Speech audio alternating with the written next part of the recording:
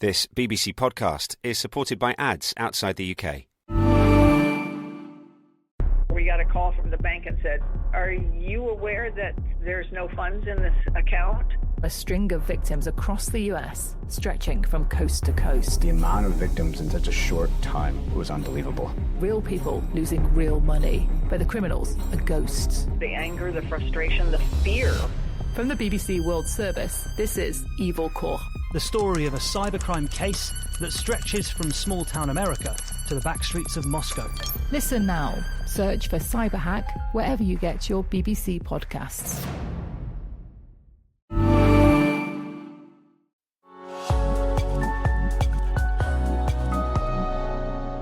Hello and welcome to the History Hour from the BBC World Service with me, Max Pearson, the past brought to life by those who were there. This week we're focusing on events from the history of Egypt, including around the turbulent times of the Arab Spring. It was an out-of-body experience for me. I'm getting goosebumps as I'm telling you this. We'll look at the political dreams that were dashed in the aftermath of 2011. Also, the First Lady who campaigned to change Egyptian laws on divorce, the actor Omar Sharif and his defining role in Lawrence of Arabia, and from the 1960s, the temple at Abu Simbel moved to make way for the Aswan High Dam on the River Nile. I think it's probably the most dramatic, apart from the pyramids and the Sphinx, the most dramatic of the ancient Egyptian monuments. That's all to come. But it's with the position of women in Egyptian society that we begin. In 2014, a presidential decree was issued which characterised sexual harassment as a crime, punishable with jail time and a fine. It was a first step in confronting what campaigners had argued was an endemic problem. Here's Megan Jones. I'm taking you back to the early 2000s, when, for many Egyptian women, sexual harassment was a daily reality. I think more or less everyone has come across it at some point. In 2014, it became a crime. We're going to hear from one activist who, along with others, helped bring about that change. Let's start by going back to Cairo in 2003. 18-year-old Enji Ghazlan is starting university and taking public transport for the first time. And this is when I first came across being, subjected to street and public sexual harassment and assault. I don't think any woman globally feels good when she gets sexually harassed or assaulted, so of course it felt bad. As a young student, as any young female student or any woman in Egypt, you would go through the experience of men catcalling you or trying to touch you in the street. When I started being alone in the street, I realized that, no, I'm not going to just look at that as a given, that whenever I'm in the street, I'm going to experience this. No, I'm going to bring the issue up. I'm going to talk about it in whatever way, shape or form I can until something is done about it. She did act alongside many others, and we'll hear more about that in a moment. But let's look at how sexual harassment was being spoken about or not spoken about at that time. You couldn't say it on public platforms, right? You couldn't say it on the media or you couldn't say it on TV, but you could, when you're talking to people and friends, you would say it. But we did not have the exact wording. We would say mu'akaset, which in Arabic, if it translated in English, would more be like annoyance, like someone annoying you or, making something uncomfortable. But it wasn't really defined in people's minds and in our wording. We did not have an actual word for it. And that applied to everything. The legislation did not have a word for it. We did not have a word for it. According to a recent survey, what women wear has no bearing on how likely they are to be harassed. Modestly dressed women wearing an Islamic headscarf or hijab are just as much at risk. Women's rights campaigners are calling for a new law that clearly defines sexual harassment as a crime and makes it easier for women to report it. Women in different neighborhoods and in different areas experience different things. More or less, we all experience similar level of a treatment based on gender, which was, you're a woman, so you're kind of exposed to that kind of behavior. A recent survey by the Egyptian Centre for Women's Rights has lifted the lid on an alarming trend. Of just over 2,000 women questioned, 83% of Egyptian women said they'd encountered some form of harassment. Even more startling, almost two-thirds of the men they surveyed freely admitted that at one time or another they had abused women. While awareness was growing, conversations were beginning online for the first time. People were starting to use blogs to document inequalities or any type of abuse that was happening or any type of corruption that was happening. And they were utilizing social media in the form of the blogs to showcase these issues. So incidents that happened back then were a group sexual assault that happened to girls in downtown during Eid celebrations. And there was also one protest at the press syndicate where women who were protesting there also got exposed to sexual harassment assault. And those two big incidents, I remember them back then. I was still a student. NG decided to join other women fighting to stop harassment. In 2010, she was one of 4 who launched Harassment, a website to collect and map incidents and offer support. I think from how much attention this gained, the website crashed and we had to work on that. But it got so much attention. And I think it was one of the first also anti-sexual harassment campaigns to be very active online. While the group set about campaigning to make sexual harassment a crime, mass anti-government protests were happening, which by January 2011 swept across Egypt. Egypt's army says it won't use force against the tens of thousands of protesters who've been demanding the removal of the country's president. The military says it considers the demands of the demonstrators legitimate. Egyptians took to the streets calling for the overthrow of President Hosni Mubarak, whose regime had been in power for nearly 30 years. These uprisings were part of a wider wave of pro-democracy protests across the Arab world, with women at the forefront in Cairo's Tahrir Square. Tahrir Square had become, the center of protests, of demands to the regime, of people showing their anger towards the situation the country has reached. And it was happening all over the region as well. But for us in Cairo, Tahrir Square in the early days was one of the safest places to be. But then as things escalated and the different political groups started having interests and started fighting, things started becoming less and less safe in Tahrir Square. And we don't know exactly, we do not have one proof of why people by the end of the protest and as the years went by were experiencing mob sexual assaults and group sexual assault. After the fall of Mubarak, Egypt's military took control. The protesters, the active protesters, will want very concrete signs very quickly from the military that they're not just swapping one dictatorship for another. At this time, it was reported women involved in protests faced targeted attacks, arrests and reports of sexual assault, including forced virginity tests. Soon after, Egypt elected its first democratically chosen president, Mohamed Morsi, but his time in power was short-lived, ending with a military coup just a year later.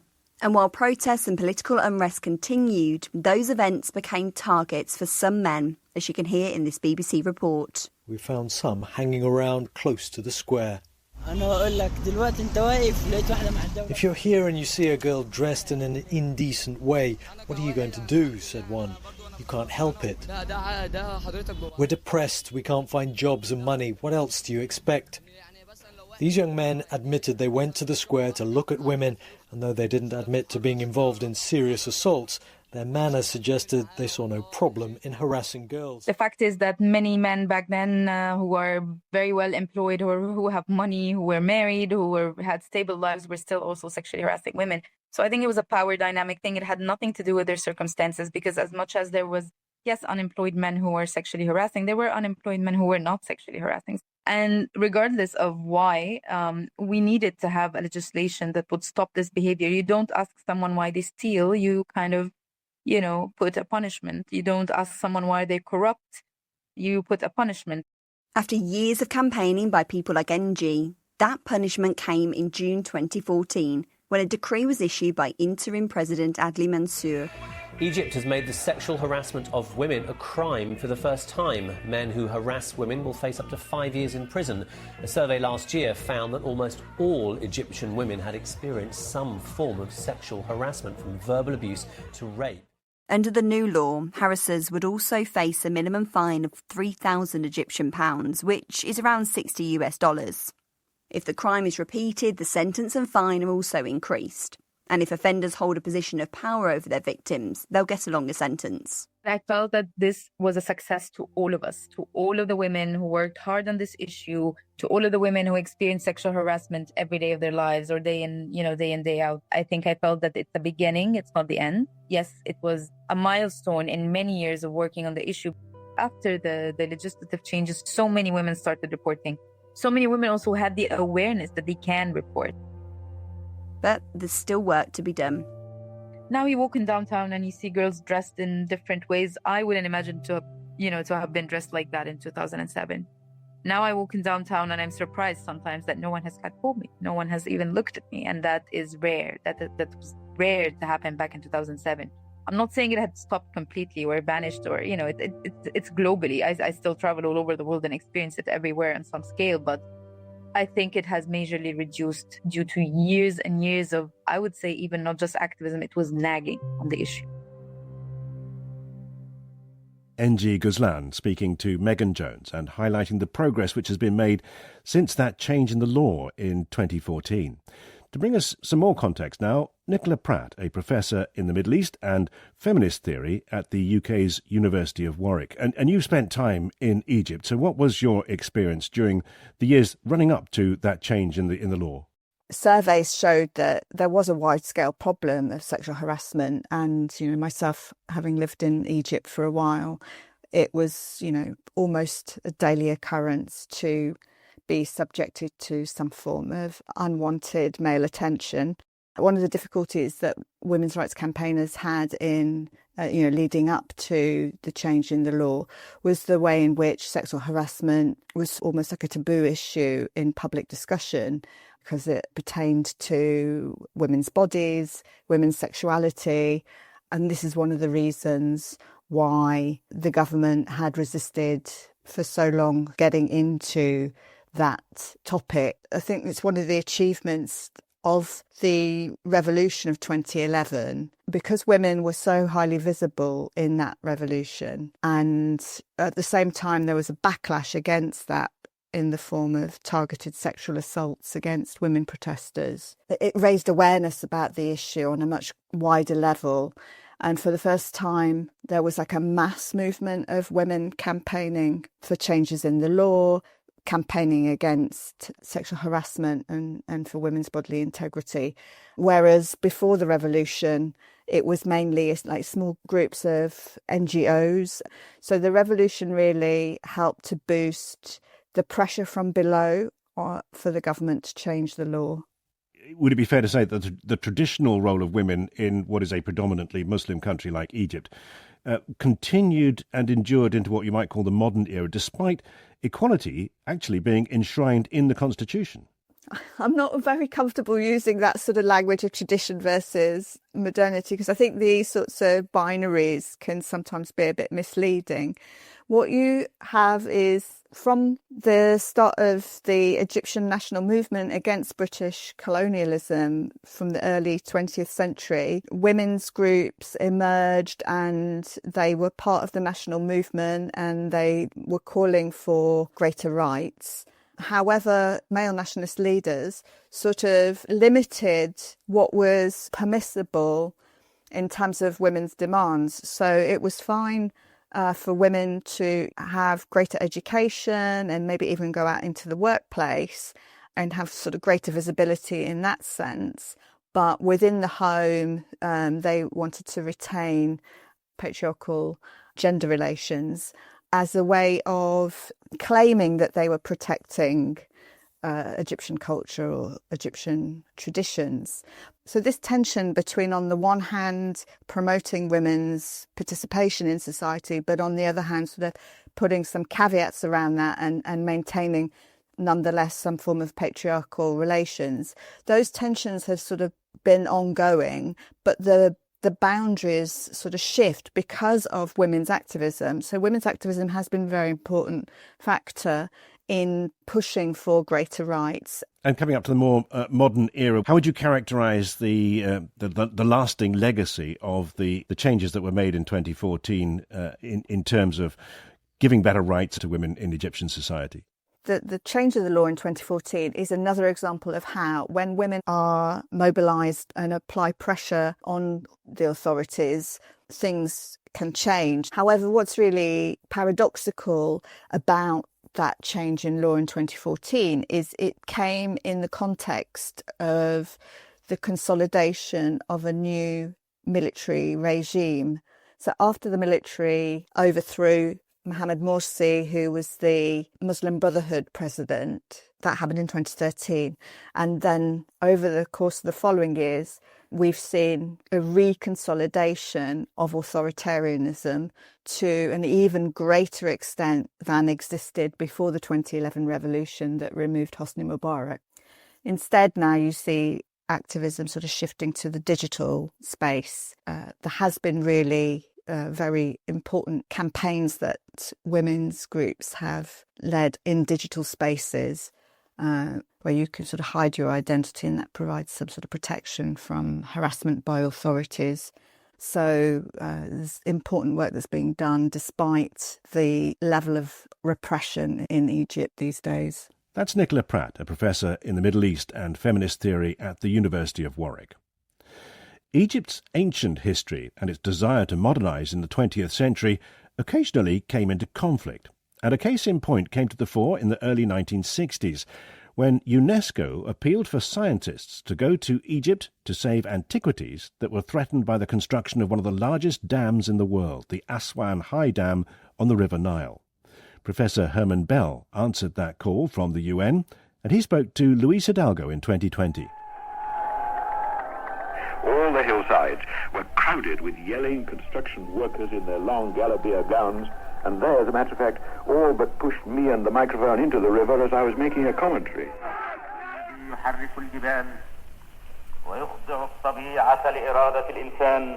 The dam is the brainchild of Egypt's charismatic president, Gamal Abdel Nasser, the young colonel who'd overthrown the Egyptian monarchy 20 years earlier, and for whom this monumental project is the culmination of his dream to make Egypt great again.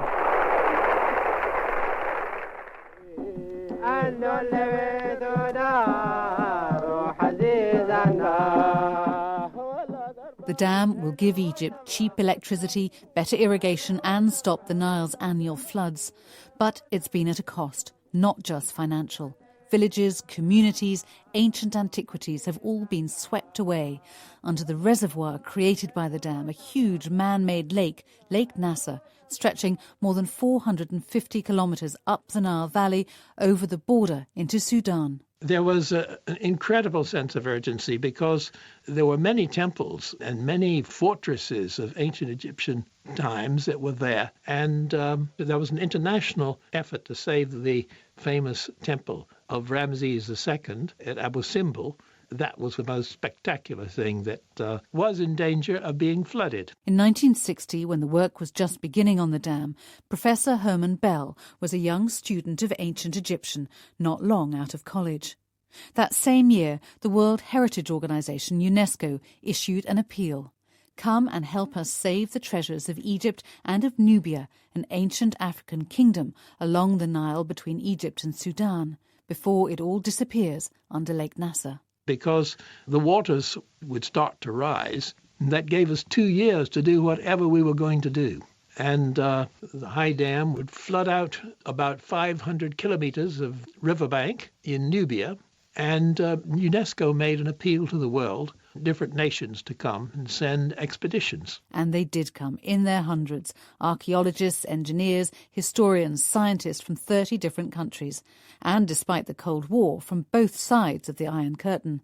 And among them, the young Herman Bell and his wife Anne, a historian. It was a great experience to see countries representing communism on one side, collaborating with people who were in the middle, like then Yugoslavia, and then people from Western countries as well. And so this international team began the painstaking job of moving the great monuments like those of Abu Simbel stone by laborious stone in one of the greatest archaeological rescues of all time, and surveying the thousands of sites that they couldn't save. In these interviews from the time, a UNESCO official and a British archaeologist described the huge task that they faced, documenting this ancient land before it disappeared. The surveys on the ground are, of course, nothing more or less than just hard work. They just walk along, looking at the surface, looking for discolorations which indicate brick walls below the surface, indications of pottery, prodding with rods through the surface into hidden graves and that kind of thing. We would set out at 5:30 in the cold of the morning, sweaters round our shoulders, and off we would start on the march. On one day you might find 4 or 5 completely plundered and emptied cemeteries. You might walk 25 miles and back and find relatively nothing. Nubia's a hard and hot country. In summer the temperature rises to nearly 140 degrees in the shade, if you can find any shade. There is no means of transport except the Nile itself, and everybody travels by boat. When we were travelling through Egyptian Nubia, we went by sailing boat there. We saw these most spectacular villages where the women had developed their own art on the houses. Then they were moved and they were lost. My wife and I were given jobs like looking at pottery. We worked in a very interesting place which had been built by Ramses II, whose face is on the Temple of Abu Simbel as well. It was re-inhabited later by the Nubian Christians, and there were lots of churches there and great fortresses which were mud brick. There's just no way of saving them. But they could, and they did, save the 2 temples of Abu Simbel. The task is a breathtaking one.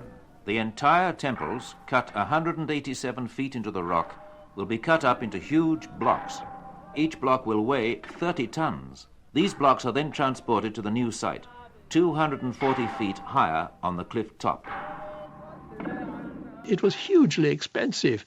This was taking millions of dollars in those days, and the world did actually come through and raise enough money to save it.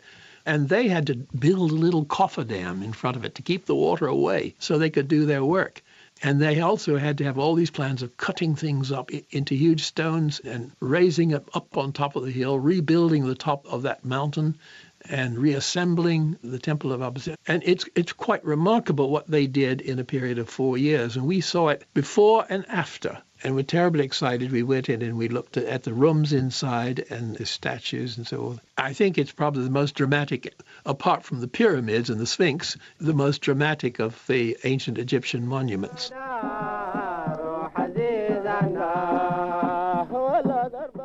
Herman Bell and his wife had been working in Nubian villages in Egypt, but now they moved into Sudan to start documenting the old place names that the Nubians used for their homeland.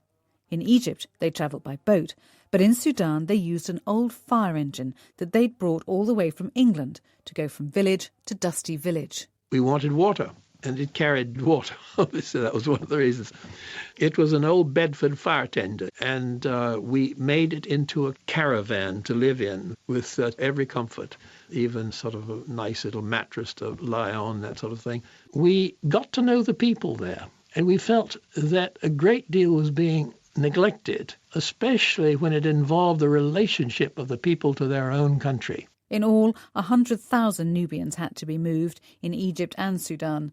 The Egyptian Nubians were resettled further along the Nile, but in Sudan they were moved hundreds of kilometres from the river to an inhospitable region close to the Ethiopian border. Herman Bell and his wife accompanied some of the Nubians on their final journey. It took us 2 days and 2 nights to get there in the train. And someone came through the train offering malaria tablets. And we realized that we were going into an area where there was malaria. And what did you find when you got to this new home, this new Nubia? My heart fell because when we got off the train, we saw a great flat expanse and we saw no river. They had been building canals for agriculture and we didn't see many trees growing. It's as though you've been living in the Garden of Eden and you're suddenly told by an angel you should get out. The fate of the Sudanese Nubia, who were moved to make way for Lake Nasser, as recalled by Professor Herman Bell speaking to Luis Hidalgo and remembering his role in the reconstruction of the great Temple of Abu Simbel in the 1960s. Hi, I'm Simon Jack. I'm Zing Sing. And Good Bad Billionaire is back for a new season. Delving into the lives and livelihoods of more of the world's billionaires. Like the owner of Russia's largest online retailer, Wild Berries. She's Russia's first self-made female billionaire, Tatiana Kim. The action movie icon and former governor of California, Arnold Schwarzenegger. And the co-founder of Snapchat, a billionaire at just 25 years old, Evan Spiegel. Simon and I are asking you to decide if they're good, bad, or just another billionaire. That's Good Bad Billionaire from the BBC World Service. Listen now wherever you get your BBC podcasts. Still to come as we continue to look at Egypt's past, the moment Omar Sharif swept onto the world stage in the film Lawrence of Arabia, and Jahan Sadat, the First Lady who broke the mould to change Egypt's divorce laws. They have never seen the wife of their president in any Arab country doing what I did. But before that, we're going back to the aftermath of what became known as the Arab Spring. As with so much of the region's history, Egypt was at the heart of things. In June 2012, the country held its first ever free democratic presidential election. Mohamed Morsi, representing the Muslim Brotherhood, emerged victorious. The background and the conduct of the vote, however, was confusing and polarising. Islamists against secularists, socialists against authoritarians. In 2022, Ben Henderson spoke to a woman who found herself campaigning in this charged atmosphere. So within family and friends, including, my parents and my brother, I was basically cast out at that time as, why would you side with this guy who is an Islamist? I was seen as a sellout. This is Dr. Rabab Al-Mahdi.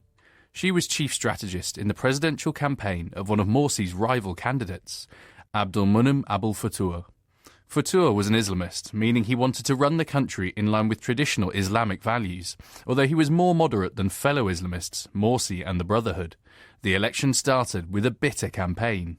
The Brotherhood, they would spread lies about me, saying that I advertise for women taking off the veil, like the most weird and bizarre ideas. Rabab is a left-wing political scientist. She's lectured at Yale in the USA.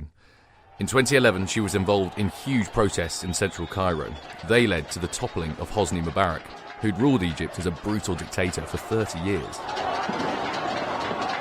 I remember everything vividly about this day. It was an out-of-body experience for me. I'm getting goosebumps as I'm telling you this, literally. Within a year of those protests, the first free presidential elections were taking place. So how did Rabab, a liberal feminist who supported the 2011 revolution, end up siding with an Islamist candidate?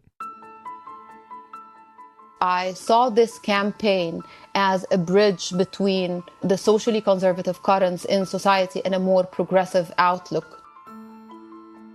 The secular activists hadn't put up a strong candidate, so Rabab decided she had to compromise on her progressive values and embrace a certain amount of conservatism. Standing in the way of Rabab's boss, Futuh, was the Brotherhood's candidate, Mohamed Morsi. He didn't make much of an impression on her, though. He was very friendly, but he had very limited horizons. He thought that the patriarchal conservative stance that he and the Muslim Brotherhood have and promote is representative of all Egyptians. And I disagreed on that. He was also very, he tried to be funny. Unfortunately, he wasn't. So I remember in one of the meetings, I walked in and, I was just like, where should I sit? And he cracked a joke about a guy going to a cafe. The word cafe in Egypt is also the same word for coffee. It's ahwa. So he said this joke about once upon a time, a guy who entered the cafe, instead of sitting on coffee, he sat on tea. And this is such a not funny joke, even when translated in Arabic. And I remember thinking, oh my God, this is going to be very hard for him to actually charm a society that is known to be very witty. Rabab may have been a little confused by Morsi's sense of humour, but she was the source of confusion when it came to her family, who couldn't understand why she would want to get an Islamist elected. So siding with Abul Futuh made me also the ugly duckling within my circles. I was seen as someone who is selling out to the Islamists. And the real Islamists, the Brotherhood, were calling me an infidel who is, so to speak, for them, a loose woman, supporting sexual promiscuity, which is in a conservative society something really big. So I had it coming from both sides. Rabab thought the criticism was worth it, though, as she felt she was giving moderate Egyptians a voice.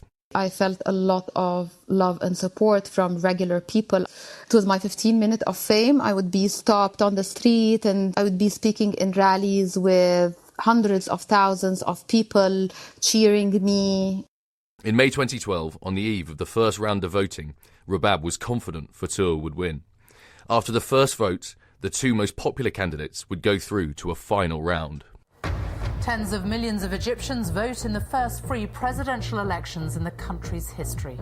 There are long queues at polling stations as voters choose a successor for Hosni Mubarak, who was ousted during the Arab Spring last year. But that successor wasn't Fatour, as he finished a distant fourth.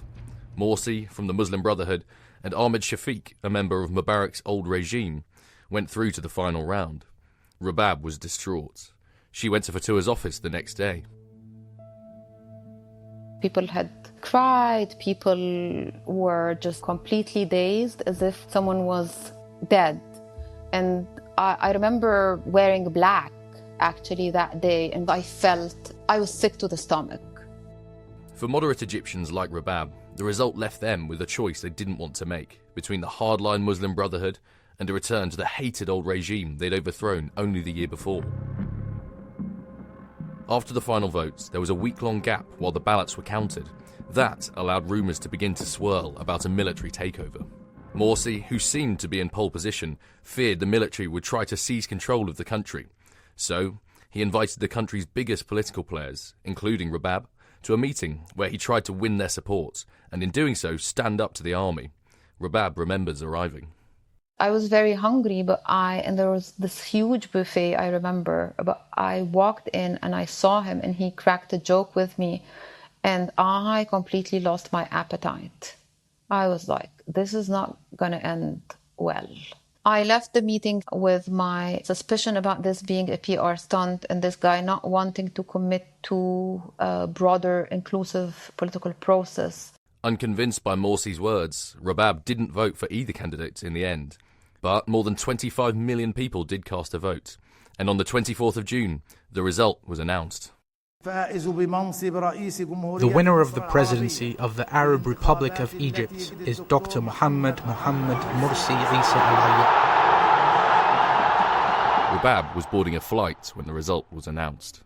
The crew recognized who I was, and this guy comes to me and he looks me in the eye with tears in his eyes, and he just, Dr. Rabab, we just won. So I had tears in my eyes, talking to this guy later on. Neither him nor I have actually voted for Morsi, but he still framed it as Dr. Rabab, we won. The win here, the victory, was because Shafiq did not end up to be the president, not that Morsi in particular had won. And at the same time, the people right behind me were like, oh my God, what a catastrophe. And turning back to them, I could feel the hate, like there were spears coming out of their eyes against me and the guy. And it was very symbolic of what Egypt will be going through the next year. Dr. Rabab Al-Mahdi, who spoke to Ben Henderson in 2022. And indeed, as Dr. Al-Mahdi said, the year after Egypt's first free democratic elections, the country was plunged into further political turmoil. By the middle of 2013, President Morsi and the Muslim Brotherhood had been overthrown and the military was back in power, with General Abdel Fattah al-Sisi at the head of a new government. And he's still there now. Next, we're going back to the late 1970s for a moment which marked a shift in the position of women in Egyptian society. That was when the then First Lady, Jehan Sadat, wife of President Anwar Sadat, helped lead a campaign to grant women new rights. Rina Stanton-Sharma has been looking at her story. Really, it was the first time to see the First Lady active and working for women, working for children, for disabled, for, many organizations I was involved with. I felt that God gave me such a wonderful opportunity to help and serve the people. Did anybody criticize you for being so prominent? Oh, I was severely criticized at the beginning. They have never seen the wife of their president in any Arab country doing what I did. Sometimes I was hurt, but I never stopped. Her resolve was due in part to her English mother. In 1978, Jahan allowed a British television crew into her home. 45 years old and strikingly well-dressed, Mrs. Sadat is the mother of 4 children. 3 girls, 2 of them married, and a boy. If her appearance, like her social outlook, seems Western rather than Arab, it's at least partly because she's half English. Her mother came from Sheffield, although she herself was born in Egypt. She taught me how to love my country. She brought me in such an open way, and she gave me principles and confidence and trust me also, and made me very open in my life and very simple without any complex. Especially when we talk about 30 years ago in Egypt, the people were a little bit conservative, much more than now. And at that time, my mother was not like that, and she gave me this kind of life. And I was brought up so open and very simple with men and women, each like each other, in my opinion, you know. Sitting in her garden on white furniture, surrounded by trees, she's wearing a colourful patterned dress. The divorce here for the Muslims are very easy to divorce their wives. And this is what I don't like at all, and I am fighting for this, and I believe I will reach it one day and soon. What I am asking for is to be in the court, in front of a judge, so that he can reconcile between the two, husband and wife, or sometimes divorce is a must even. At the moment, you don't have to go before a court. No. It is for the husband to divorce whenever he wants, without going to the court, and sometimes even if she doesn't know, he can send her the divorce paper, and that's all. I want it to be something legal for women to be in the court and in front of a judge. What do the men feel about these reforms you're suggesting? Do they like it? Are they happy? The broad-minded men, of course, they like it and they are happy, and the educated people, but the very fanatic, of course, they are not pleased with me, I believe. But I'm doing what I feel this is right for not only women, but for the whole family. Jahan wanted to help mothers who'd found themselves in heartbreaking situations after divorce, as she told the BBC in 2010. I met many divorced women who were really suffering a lot, not seeing their children. The father escaped, taking the children. The father is not paying the alimony. The father, she doesn't know where he is now. She goes to his work. They don't tell her anything about him. You know, they were lost. There were so many tragedies with women who were divorced, and really they broke my heart because I wanted to do something for them. But I always be very diplomatic with men. I never fight them. I always tell them we are partners.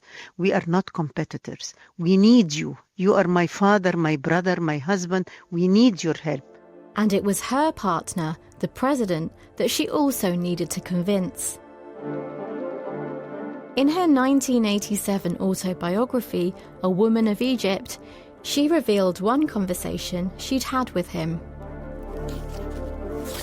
Over half our population are women, Anwar. Egypt will not be a democracy until women are as free as men.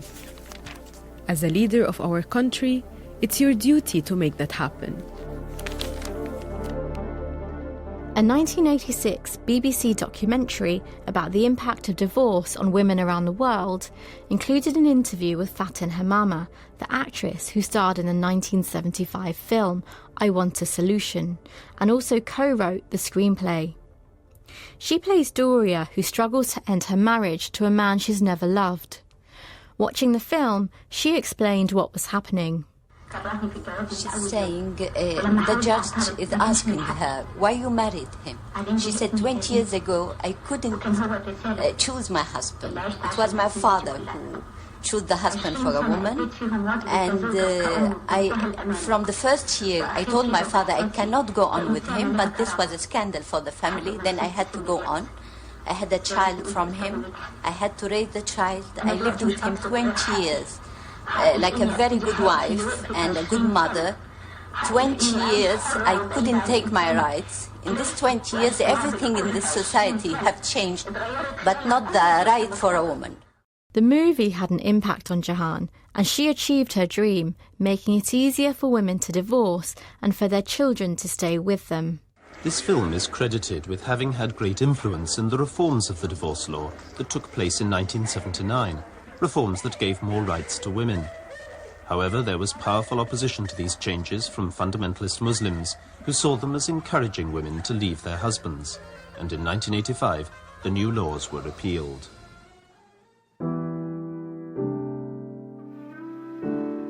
Jahan tragically witnessed the assassination of her husband at a military ceremony in Cairo in 1981, after he became the first Arab leader to make peace with Israel.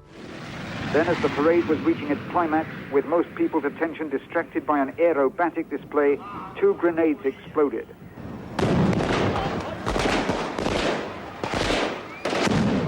And a group of soldiers jumped from a military truck taking part in the parade and ran towards the president, firing from Kalashnikov automatic rifles. My bodyguard pushed me because the bullets were coming in the window, and really he saved me. And when the bullet stops and the fire stops, I rushed to the window again to see what happened. I haven't seen him. The last thing I saw him when he stood up saluting, he thought that they are coming to salute him, but he knew that they are going to kill because he looked behind to tell his bodyguards to deal with them. Jahan Sadat died in 2021. Shibli Telhami and Noha Bakra, both university professors, paid tribute to her on BBC Radio. She was given a state funeral. No other woman in contemporary Egypt had been given a state funeral. I think she leaves a legacy of accomplishment, of a role model for many, many women in Egypt. Lots of women believe they owe her a lot, not only for family laws, but also for inspiring, for becoming a role model, for promoting the idea of the importance of civil society. Memories of Jahan Sadat, the late First Lady of Egypt, with Rina Stanton-Sharma. Finally this week, an Egyptian actor who left a significant legacy in world cinema. It was in 1962 that Omar Sharif made his Hollywood debut in Lawrence of Arabia, a sweeping epic that would become one of the most popular films ever made. Jill Kersley tells the story of a movie legend. Sharif rode into English-language cinema in one of the most memorable entrances in the history of movies. His 1962 performance in Lawrence of Arabia was nominated for an Oscar. This is my well. That's from CBS. The arrival of a star who was born Michel Chaloub, known to his friends as Cairo Fred, and celebrated around the world by his stage name, Omar Sharif. Sharif means noble in Arabic and is a name that is said to have suited him perfectly. I'm using BBC Archive to tell his story. Omar was born in Alexandria, Egypt. His film career began in the 1950s. While he was a prominent figure in Egyptian cinema, he remained largely unknown beyond his home country. Then, one day, somebody called on the telephone and said, there's an American producer who's here who'd like to see you. And I didn't know where he'd even heard about me. And I went to the Shepherd's Hotel in Cairo, and there was Mr. Sam Spiegel. And he said, we'd like you to come and test for a small part in a film. And they sent me out to the desert. I was tested and got the part. It was just miraculous. I mean, you don't get many opportunities if you're living in Cairo of getting such a good role in an international film. The film Lawrence of Arabia depicts the real-life story of British officer T.E. Lawrence, played by Peter O'Toole, as he unites and leads Arab tribes to fight the Ottoman Turks during World War I. Omar remembers his first meeting with the director David Lean being extraordinary. I came to the desert on this little plane And the film unit was in the middle of nowhere, really, in the middle of the Jordanian desert. And in the desert where the plane landed, there was one man standing. And I came off this plane, and this man took 2 steps towards me and shook my hand and looked really through me and said, "Omar, I'm very pleased that you're here. Come with me." And we went straight away into wardrobe. And he sent the wardrobe man out of the room. And he said, "Omar will choose his costume. He knows better than you what he should wear." Filming took about a year and a half, with around 9 months spent in the desert, where the cast and crew lived in tents. The desert had to look perfect in every shot, so to achieve this, a team of about 300 people were tasked with sweeping the sand before each take. There was time for some fun too, as Omar recalled on the BBC TV programme Parkinson. While we were out there, we got the newspapers from England. We were reading that there was a new thing that was very fashionable in all the nightclubs and discotheques. And we read that everybody was doing the twist. And Peter O'Toole and I said, "God, we're going to go back to London, and it'd be ridiculous. We'd go to these discotheques and we won't know how to dance." So he said, "I know what we'll do. We'll import a teacher." So he arranged it with production. She brought this one record, which was a peppermint something. Peppermint twist. Yes. And we had this every evening after shooting.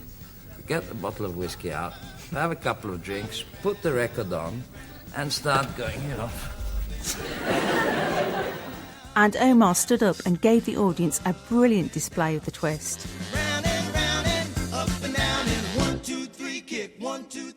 But it wasn't the twist that made him an international star. It was that one scene that would be written in the film history books, when he made his unforgettable debut as Sheriff Ali, dressed in flowing black robes, riding on a camel. There was no dialogue, no music, just the rhythm of hooves and tension. Here's film director Roger Michelle. It starts actually as dust on the horizon, and then slowly the dust accumulates into a figure in a mirage, and you're constantly cutting back and forward to Lawrence, and is it Zia Moyedin who's playing his guide? It's like a massive Western street scene, but it's over like about a half a mile instead of a few hundred yards. And suddenly Zia Moyedin can't take the tension any longer, and he rushes for, in fact, Lawrence's gun. He grabs the gun and he's shot dead. Omar Sharif then arrives, and I know Peter O'Toole was very good at riding camels, but Omar Sharif gets off his camel like Marlon Brando getting off a Harley Davidson. I mean, it is such a cool dismount from any kind of vehicle. And this film star is born at that moment. I mean, that's his entry into world cinema, and there's never been a better entry. Omar later credited cinematographer Freddie Young for the success of the scene that made him famous. This man ordered the special lens at Panavision. I think it was a 500 millimeter. With that lens, he photographed a mirage, and out of that mirage, a black-dressed person came out. And if he had not done that, I don't know where I would be now. But one person felt that scene could have been even better, director David Lean. I cut that at double the length at one time. Then I lost my nerve, and I cut it in half, and I made it all much quicker. And when the premiere came, I could have kicked myself, because as that figure started wavering in the distance, the audience, you could hear a pin drop, and they were gripped. The first premiere was in London, followed by New York. Doors are now open for Lawrence of Arabia premiere. Doors are now open for the premiere of Lawrence of Arabia. But the one Omar was most excited about was in Los Angeles. But Omar says that he and Peter O'Toole, who played Lawrence, nearly didn't make the premiere. Our dream was to arrive in Hollywood. We'd never been, either of us. And finally we made it there, the night before the opening of Lawrence. And the studio gave us a huge limousine in the evening and said, you can go out and have some fun. They went to see a comedian performing on Sunset Strip and were invited to the comedian's house. A few hours later, the police burst in looking for drugs, and they were all hauled off to the station. Here's Omar speaking to Michael Parkinson and his audience. So they said, all right, you inside, and they tried to lock us up. And I'd seen a lot of American films. I said, I have the right to make a phone call. Said, yes. So I picked up the phone and called the Beverly Hills Hotel where Sam Spiegel, the producer, was staying. Anyway, finally I got him on the phone. He was half asleep. I mean, he was so much half asleep. He said, who is this? I said, it's Omar. He said, Omar who? I said, Sam, how many Omars do you know? I said, oh, that Omar. I said, we're in jail. He said, who's in jail? I said, Peter O'Toole and I. So half an hour later, he walked in with lots of guys with hats and briefcases. He had a chat with the cops. And then they opened the thing and they said, right, you two can come out. The film was a huge success. Omar went on to take on more roles. Off-screen, the media painted him as a glamorous playboy, gambling in the world's most exclusive casinos. But on-screen, his international stardom all began with that moment in the desert. Doing Lawrence of Arabia made all the difference in my life. Really, I think I would be somebody else. I'm not sure now, but it seems like that was the turning point of my life. I can't even visualize my life without Lawrence of Arabia having happened. Jill Kersley, remembering Omar Sharif and the truly dramatic impact of Lawrence of Arabia. Omar Sharif won 2 Golden Globes and an Oscar nomination for that role, and a further Golden Globe 3 years later for his performance in Dr. Zhivago. He died in Cairo at the age of 83 in 2015. Now, from dramatic moments captured on celluloid in the desert to a scene that got hearts racing in a stadium in Los Angeles, this week's Sporting Witness takes us away from Egypt. At the 1984 Olympics, it was 2 giants of the women's high jump in contention for the gold medal. One of them was Ulrike Meifert, one of West Germany's most famous athletes. She recalls the occasion with Alex Strangeways Booth. It's August the 9th, 1984, and the women's high jump final of the Olympic Games has come down to 2 recent world record holders. Italy's Sara Simeoni and West Germany's Ulrike Meifert, who's 28 years old. The 2 women have clashed before, always close to each other in the competition. They've both set a world record already today, and now the bar is raised once more as they ready themselves for the run-up and the chance to win the gold medal. At the end of the competition, Sarah jumped 2 meter, and I jumped 2 meter 2. She failed at 2 meter 2, but I succeeded with 2 meter 2 after her. And her next 2 jumps, Sarah failed. To feel it, it was a good jump, but you have to feel it before you start, that it is possible to jump this height. And this must be your strong confidence. For Ulrike Meifert, as she sails over the bar with room to spare, it's a moment which is about to bring a long sporting career full circle. So I became Olympic champion with a new Olympic record. I am at peace with myself. The circle has closed. These Olympic Games in 1984 were a moment Ulrike had been working towards since she was 16, and she remembers embracing it fully. We were led in the stadium. It was a very impressive and very well-attended Coliseum. I wore a big cowboy hat. I bought a Stetson before, so to be protected against the sun and to signify that I feel welcome in California. The US athletes wore a professional makeup, I noticed. Obviously, she wants to win, well prepared for the expected TV media. We will see. But all the signs were in Ulrike's favour that day, and she was ready to go for the win. I mean, you just seemed to do it with so much confidence, Ulrike. When you sailed over it, you knew that you'd won gold. I mean, I was smiling to watch your reaction. I felt it before that I could jump it. That must be in your confidence and your preparation and of the training. You must bring it into the competition. What was that moment like when you knew you'd won gold? I was happy. After I won, I ran to my coach and hugged him. And after that there was the victory ceremony.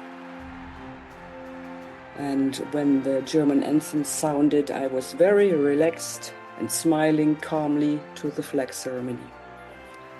I didn't like to cry like the others. I was calm, and I thought the circle has closed. Ulrika speaks of the circle closing because she had won Olympic gold once before in her home country in Munich in 1972. The then teenage Ulrika Meifert became the darling of the Games after coming seemingly from nowhere to win gold, successfully jumping 1 meter 92. In 1972 at the Olympics, I wasn't yet a real athlete. I was 16 years old, and I didn't train half as much as in my later 20s. My Olympic victory was kind of undeserved for me. It was an unexpected coincidence for all track and field experts and even for me. But suddenly I was the darling of the nation. Yeah, that was the situation. As you might be able to hear, being the darling of the nation was not something Ulrika welcomed. She thinks her height, over 6 feet, gave her an innate ability which carried her through the competition, that it was natural talent and not training and discipline which led to her win. When she won that gold, the media latched onto the story, making her into an unwilling celebrity. But her moment in the spotlight didn't last long. It's not yet clear how the guerrillas, who are said to belong to an organisation called Black September, got into the heavily guarded Olympic Village. But at about 4 o'clock this morning, 3 men with blackened faces were seen to force their way into the block which houses the Israeli team. Just days later, 11 Israeli athletes were killed in a terror attack. The world's attention shifted away from what was happening in the stadium. The sense of joy the Games had brought to West Germany had come to a bitter end. After that, I was forgotten a little bit, but people still recognized me in the stadium, in the surroundings. This Olympic victory resonated for a long time in me. It was almost traumatic. After the Olympic victory, nothing was normal anymore. The years after, I had problems at school and with my high jump ability, because I didn't reach the height of Munich. Almost traumatic. It's not often that you hear an Olympic victory described that way. She started to struggle both in her personal life and with her athletic career. My performances were very bad. My coach didn't cope well with the Olympic victory in 1972, so I couldn't work together with him any longer. There were no medals for Ulrika at the European Championships in 1974 and 76, and at the Montreal Olympics that year, she didn't even qualify for the final round. So she decided to take control. I knew I had to change something, and then I decided to change the club and the coach. I decided to work consciously in contrast to 1972 towards reaching world-class standard in high jump again. I wanted to be a real athlete and work like a real athlete.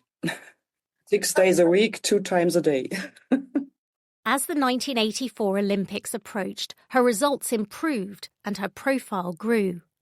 Yet after an injury to her Achilles tendon, no one was holding out much hope that she would triumph at the Games in Los Angeles. But Ulrika was determined to prove her doubters wrong. So, having won the second gold in 1984, how did it feel different to 1972?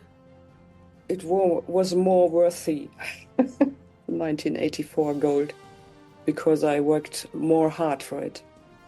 1972 was unexpected, and I thought I didn't earn it. Ulrika stresses just how hard she worked for her second gold medal. It was won, she says, with graft and effort, 12 years after her first, making her the youngest woman ever to win Olympic gold at high jump, and then the second time around, the oldest who'd ever accomplished that feat at the time. The way that you tell the story, it's like it feels better if you've trained and done the work. the win feels better? Yes, the win feels better. I earned it. I worked for it. I changed my accident success from 1972 into a hard-earned performance. And I was happy to end my career with this effort. I'm at peace with myself, and it was time to step down with dignity.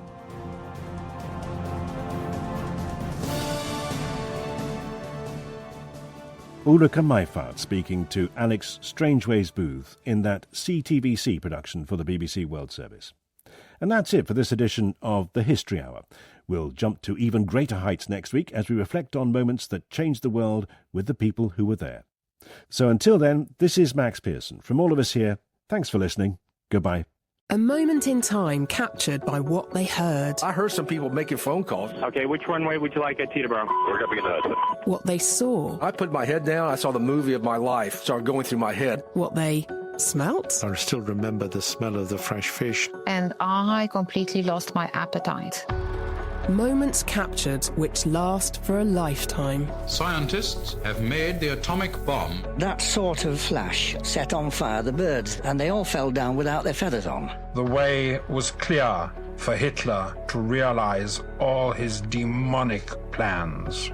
Stories from people with first-hand accounts of events that have shaped our world. At the end, Kissinger called me into his office and he said, "You did a good job." I left the office with tears in my eyes. She called me and told me, "I'm doing Studio 54. She had already become a star in Paris. She came back a superstar. Listen now. Search for Witness History wherever you get your BBC podcasts. Hi, I'm Simon Jack. I'm Zing Sing. And Good Bad Billionaire is back for a new season. Delving into the lives and livelihoods of more of the world's billionaires. Like the owner of Russia's largest online retailer, Wild Berries. She's Russia's first self-made female billionaire, Tatiana Kim. The action movie icon and former governor of California, Arnold Schwarzenegger. And the co-founder of Snapchat, a billionaire at just 25 years old, Evan Spiegel. Simon and I are asking you to decide if they're good, bad, or just another billionaire. That's Good Bad Billionaire from the BBC World Service. Listen now wherever you get your BBC podcasts.